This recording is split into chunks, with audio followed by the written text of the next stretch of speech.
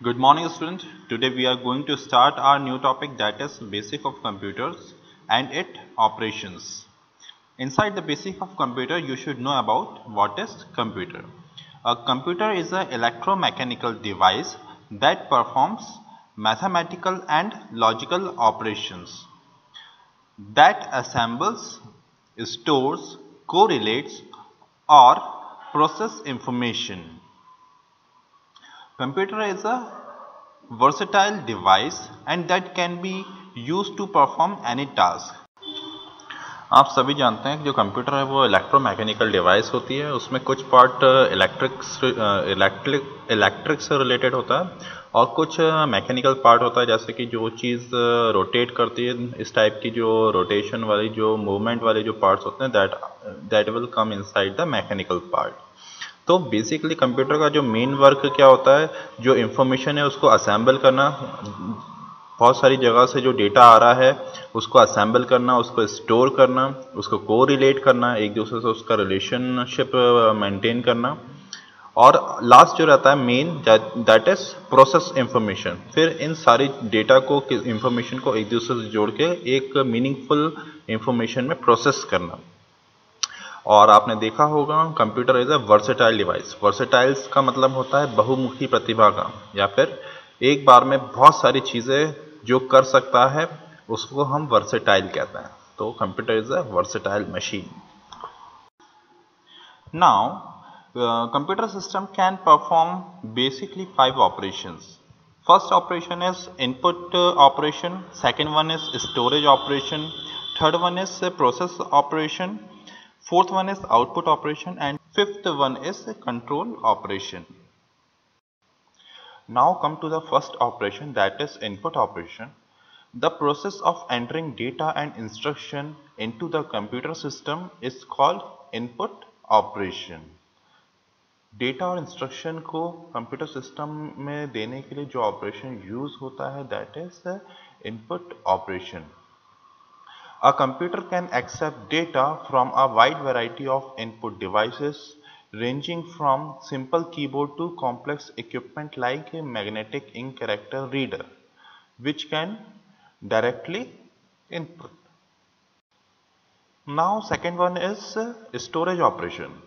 So what is inside the storage operation? A computer can store within its electronic memory both the data to be processed and the program for processing.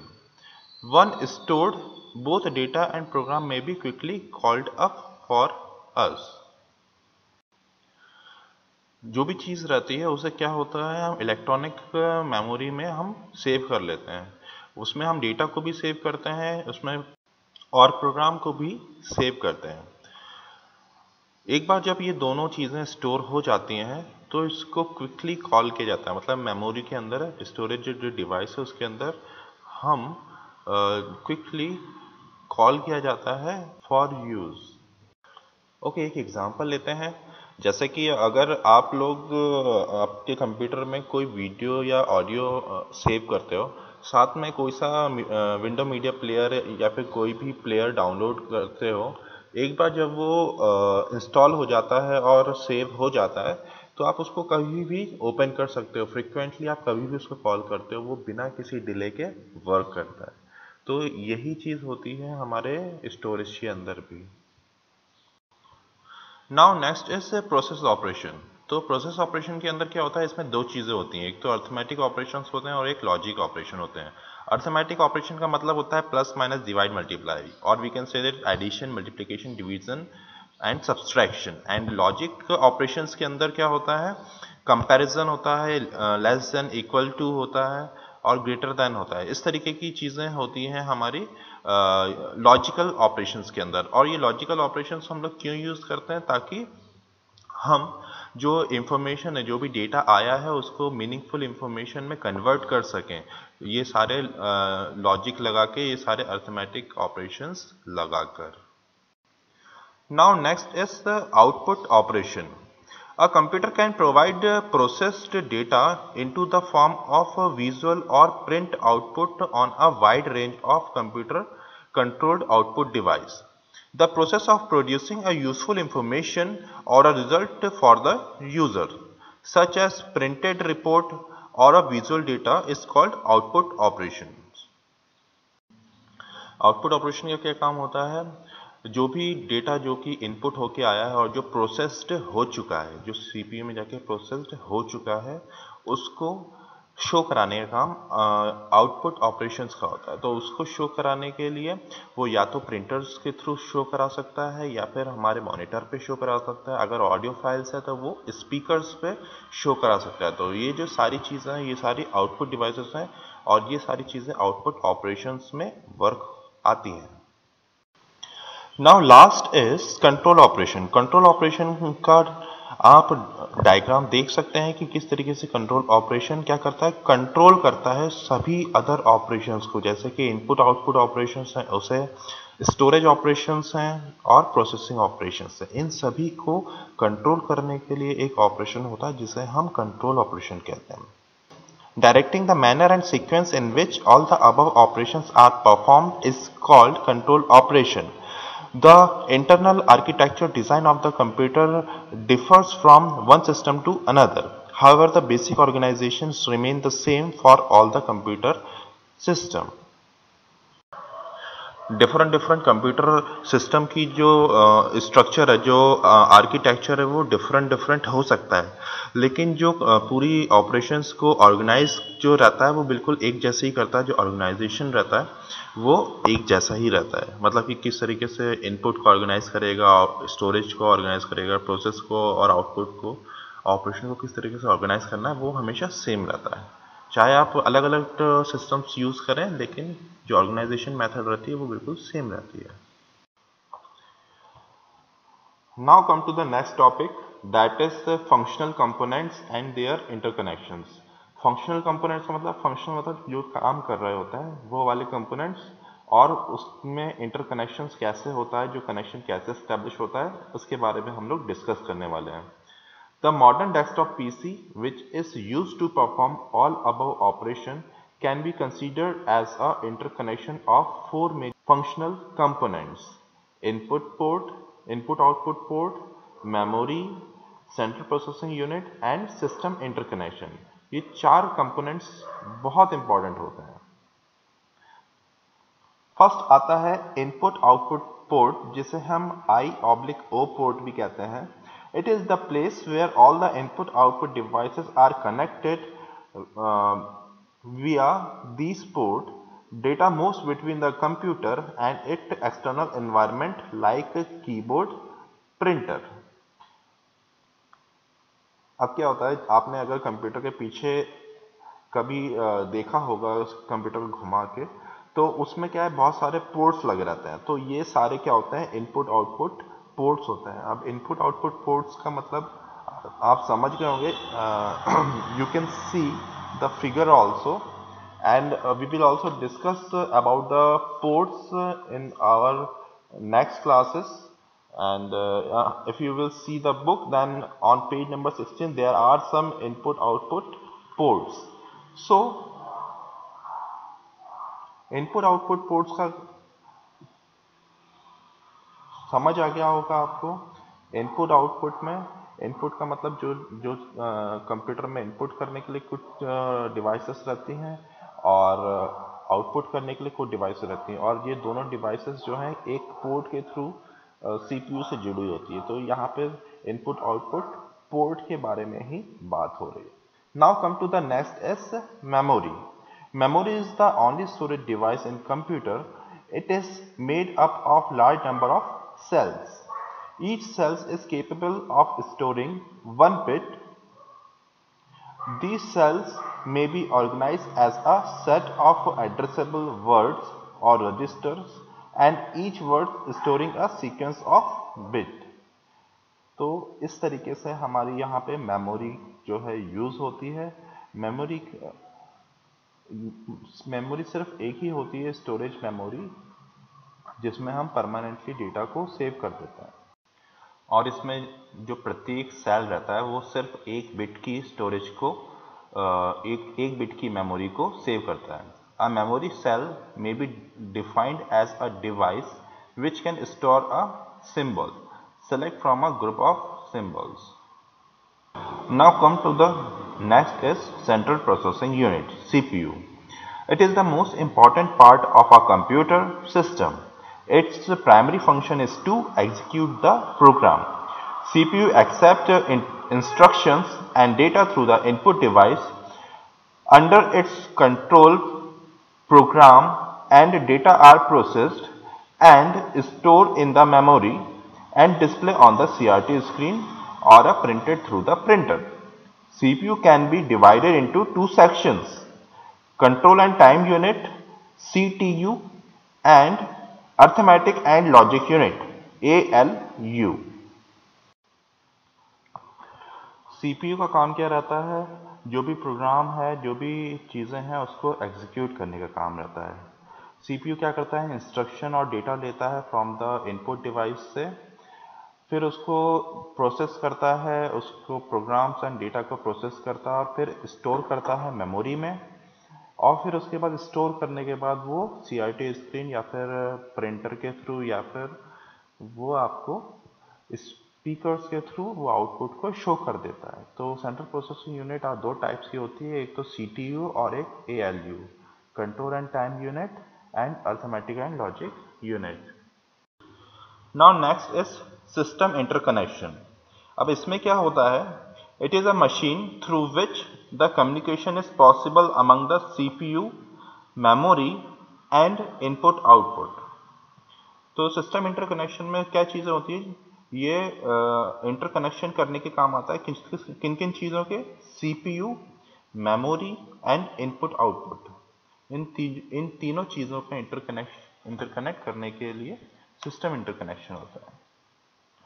Although CPU is a component of a computer system interconnection, but it is also an interconnection of different components, and they are जैसे control and time unit CTU, arithmetic and logic unit, then CPU interconnection. We already discussed about the CPU, CTU, ALU in our previous topic. So you can, if you want to revise, then you can go to that video. Now come to the next topic, that is introduction memory. तो हम इसमें सब कुछ memory के बारे में सब कुछ पढ़ेंगे कि कितने टाइप की होती है, कहाँ कहाँ यूज होती है और किस तरीके की होती है। We will discuss about each and everything. Now the memory unit is an essential component in any digital computer since it is a need for storing the program that are executed by the CPU. A very small computer which a limited application may be able to fulfill its intended task without the need of additional storage capacity. However, most computers would run more efficiently if they are supplied with additional storage beyond the capacity of the main memory. There is not enough space in one memory unit to accommodate all the system programs which written for a typical computer. The memory unit that communicates directly with the CPU is called the main memory.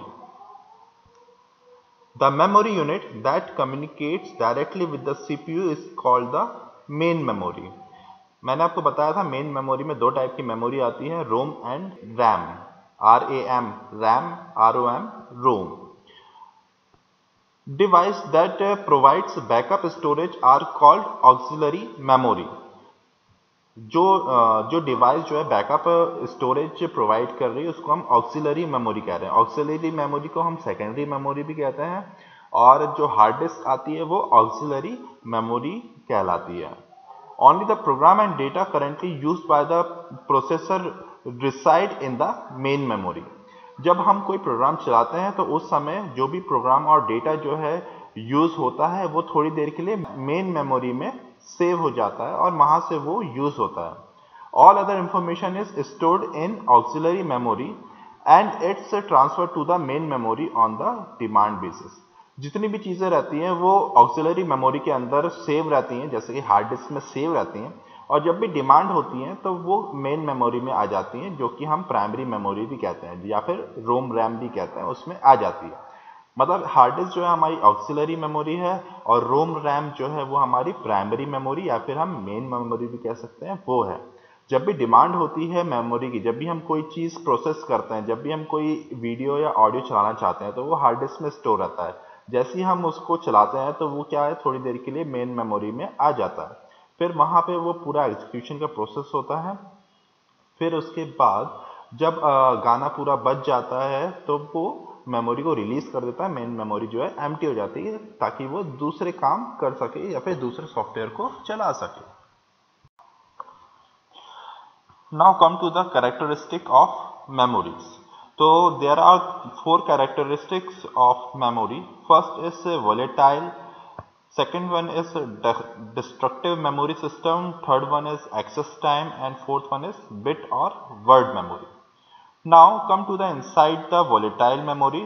A memory is called volatile if it cannot retain the information when the current is switched off.